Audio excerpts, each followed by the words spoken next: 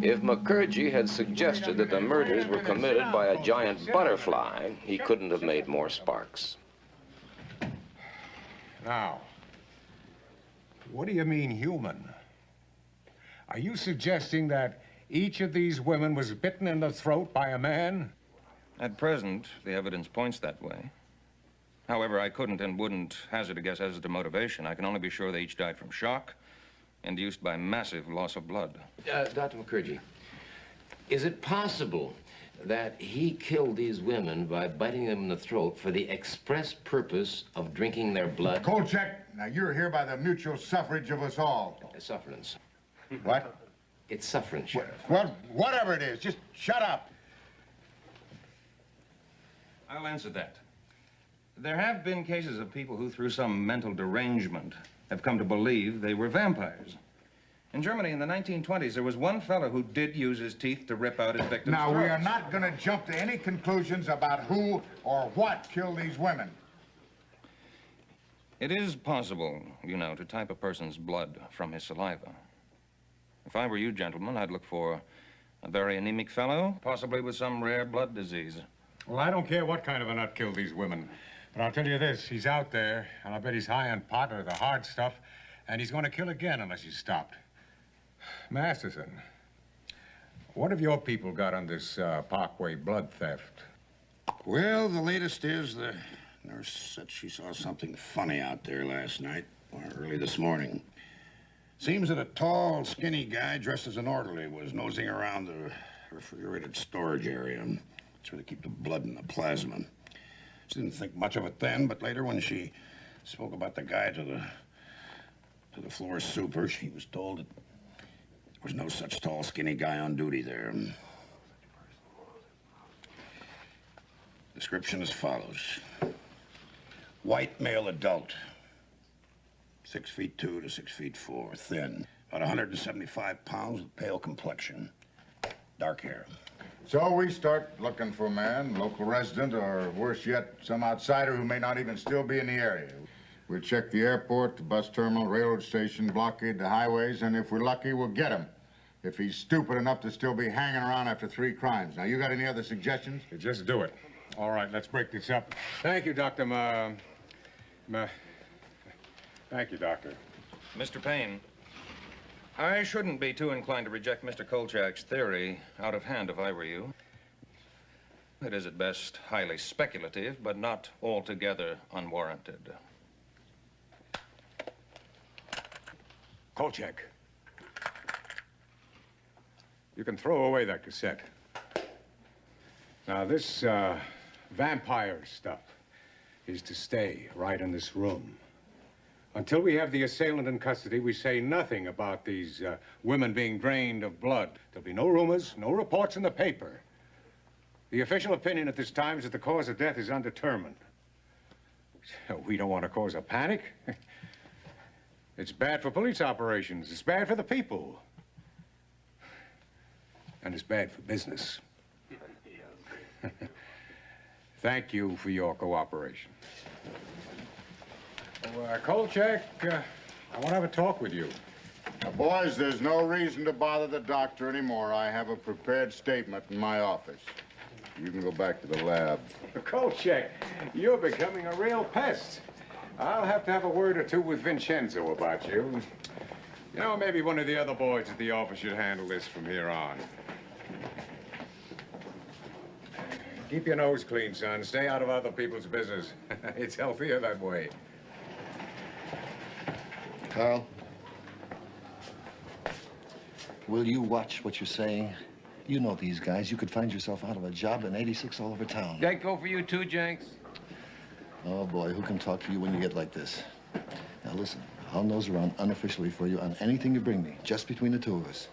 But do me a favor and stay away from me for a few days, just for friendship's sake.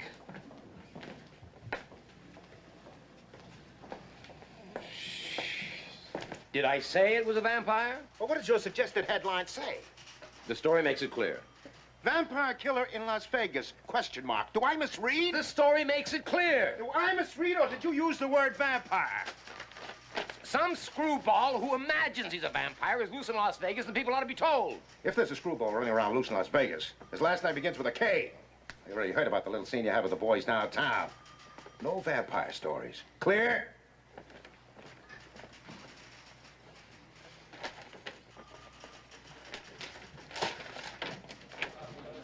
How about a special featurette with a border of roses? An interview with the two girl victims in heaven with a celestial choir in the background. Ow!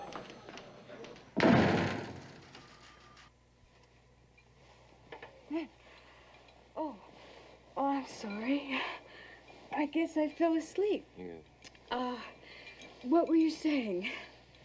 You know, you do great things for my masculine ego, you know? Yeah. Well, actually, I was saying that I think that Vincenzo has a new sense of a tree stump. It's got to be one man. It's got to be. Big, strong, psychotic. Well, you're certainly making me very glad that I work nights.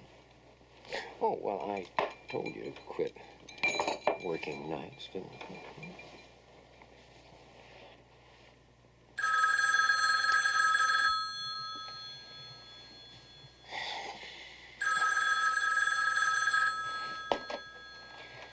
Kolchak.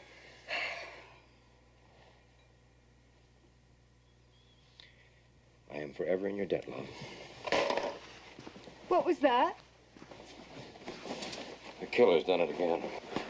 Oh, no. Only this time, he was seen.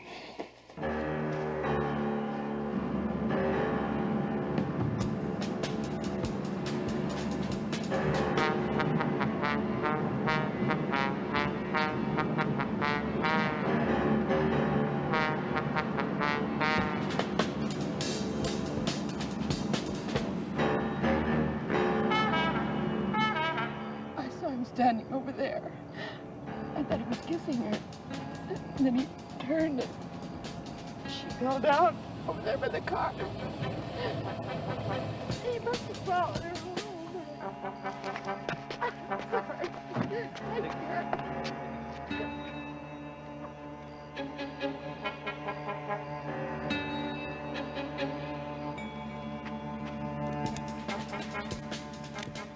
Victim number 4.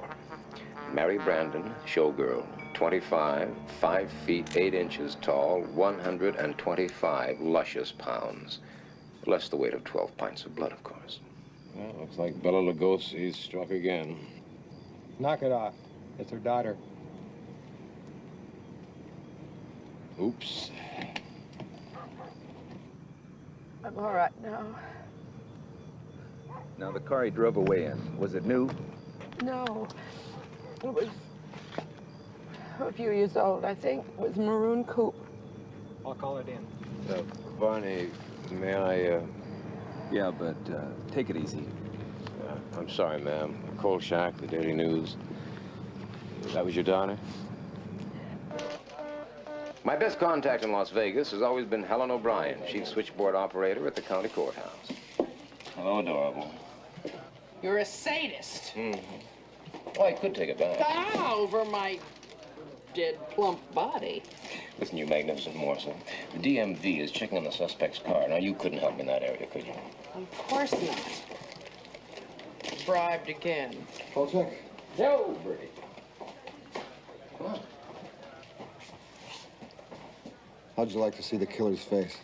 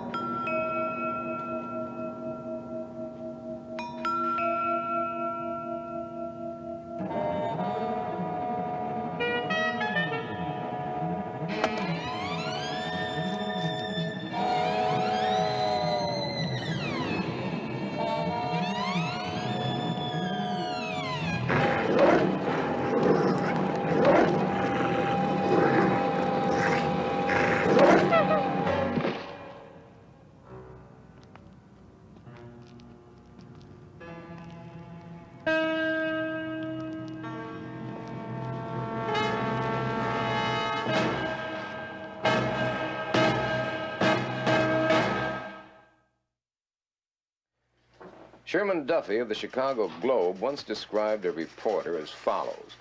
Socially, he fits in somewhere between a hooker and a bartender.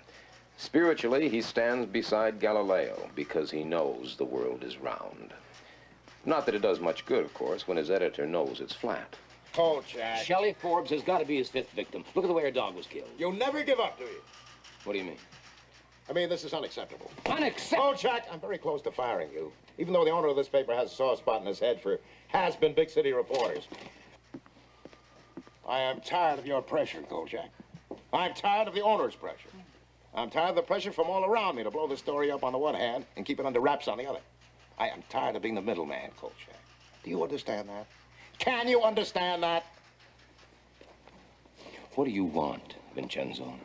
A testimonial from Count Dracula? Out! Get out! What is this out, Gale, get out game we play? This nut thinks he is a vampire. He has killed 4, maybe 5 women. He has drained every drop of blood from every one of them. Now, that is news, Vincenzo. News. And we are a news paper. We are supposed to print news, not suppress it. You know darn well why we're soft-pedaling this thing. No, tell me why.